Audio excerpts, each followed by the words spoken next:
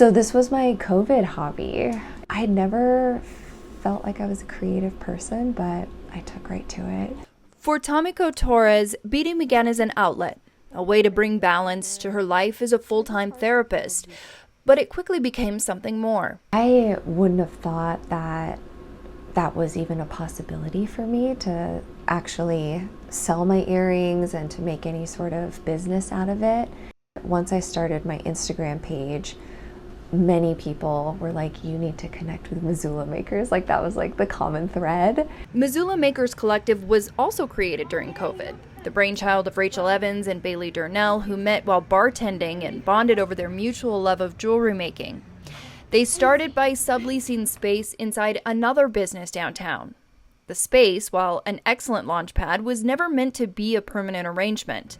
When it came time to move on, they didn't know where to begin. We, know how to start a business, we know how to start a brand, but we don't really know how to use those traditional business tools. So when we were, playing in the commercial real estate field and starting to do that, thinking about a loan, thinking about all these things, we just walked into that space and we were like, we actually don't know how to do any of this.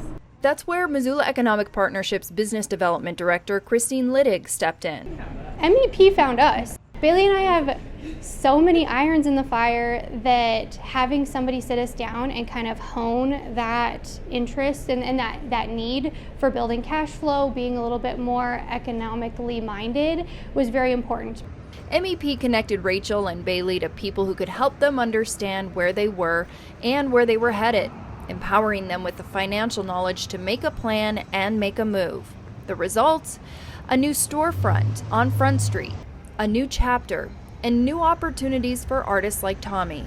And the biggest shift I noticed was immediately, like, my sales doubled, tripled. All of a sudden it was like, okay, I got to start keeping on top of this, It was so exciting. This storefront gives artists a presence they might never have had on their own, a way to be discovered, seen, and supported by community. If it were super challenging, if it was going to be an enormous struggle, I probably would have just gifted these to friends. It would have never been like this consistent, supportive cash flow that I get to have. From a pandemic hobby to a thriving storefront, Missoula Makers Collective is proof that when creative people are given the right tools and the right partners, possibility becomes progress.